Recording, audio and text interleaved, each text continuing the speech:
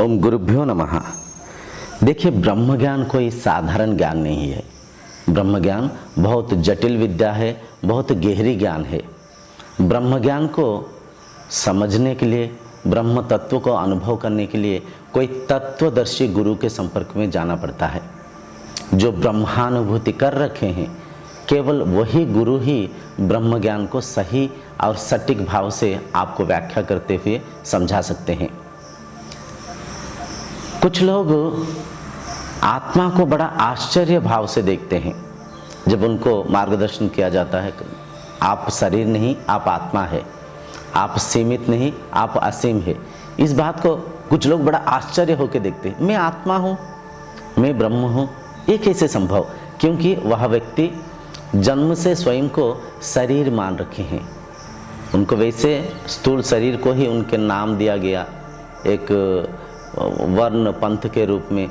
शरीर जब जन्म होता है, उस शरीर को जेहेतु इस संसार को स्थूल भाव से परिचय दिया जाता है, तो उस भौतिक ज्ञान में खोकर वह व्यक्ति स्वयं को देह मान रखा है।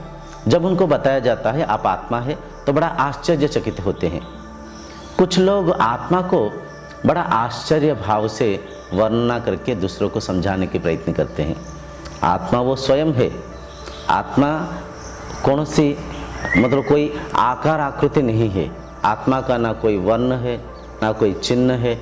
आत्मा निराकार है, निर्गुण है, अलेख अव्यक्त अवस्था है। लेकिन कुछ लोग जब वो आत्मा के बारे में व्याख्या करते हैं, आत्मा को कोई आकार आकृति देते हुए आत्मा को खुद से अलग वर्णना करके समझाने के प्रयत्न करते हैं। आत्मा को दर्शन करने के लिए, आत्म साक्षात्कार करने के लिए आपको कहीं कैलाश जाना पड़ेगा, कहीं वैकुंठ जाना पड़ेगा, मृत्यु के बाद में मुक्ति मिलेगा। ऐसे कुछ लोग बड़ा आश्चर्यचकित होते हुए आत्मा के वर्णन करते हैं। उस आत्मज्ञान को श्रवण करते समय कई लोग बड़ा आश्चर्यचकित होकर सुनते रहते हैं। जब उनको बोला जाता है आप अजर है, आप अमर है, आप अविनाशी है और आप आत्मा है। आप ये शरीर नहीं, आत्मरूपक आप मन को, इंद्रियों को एक वस्तु के रूप में विनियोग कर रहे हैं, शरीर को एक वस्त्र के रूप में धारण कर रखे हैं। आप सच्चिदानंद स्वरूप है, आप आत्मा है। जब इस बात को व्याख्या करके कोई प्रवचक, कोई आत्मज्ञानी गुरु शिष्य को समझाते हैं, तो शिष्य बड़ा आश्चर्यचकित होकर सुनते हैं।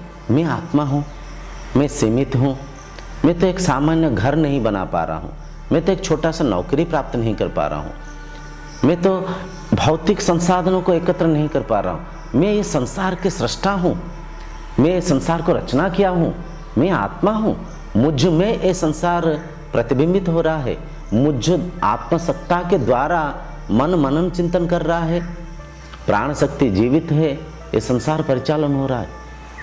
मतलब बड़ा आश्चर्यचकित होकर कई लोग देखते हैं। इसके कारण अविद्या, अस्मिता, आत्मज्ञान के अभाव। तो कहने के तात्पर्य, आत्मा को समझना इतना आसान नहीं है, क्योंकि आत्मा शरीर, इंद्रियां, मन, बुद्धि, चित्त, अहंकार के ऊर्ध्व में है। आत्मा का कोई रंग रूप आकार आकृति नहीं है। आत्मा एक शक्ति है और उस आत्मा को जानना, पहचानना इस जीवन के उद्देश्य है। जब तक आप स्वयं को नहीं पहचानते, जब तक आप सत्य को नहीं पहचानते, आप मिथ्या में जिएंगे, आप अविद्या में जीवन यापन करेंगे, आप अनजाने में ही अशांतिग्रस्त होंगे। क्योंकि मिथ्या बंधन के कारण है, मिथ्या अशांति के कारण है। तो अगर आप स्वयं के आत्म तत्व को असल में जानना चाहते हैं, पहचानना चाहते हैं, क्योंकि करोड़ों में एक साधक आत्म तत्व को पहचान पाते हैं। कई साधक आत्मज्ञान को सुनते हैं, परखते हैं, लेकिन समझ नहीं पाते।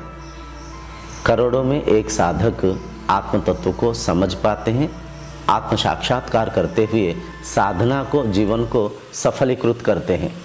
तो अगर असल में आपके अंदर मुमुक्षुत्व है, आप स्वयं के नित्य पदार्थ को जानकर मुक्ति, मोक्ष, निर्वाण प्राप्ति करना चाहते हैं, तो आइए हमारे वेबसाइट के साथ जुड़िए www.brahmattatva.in।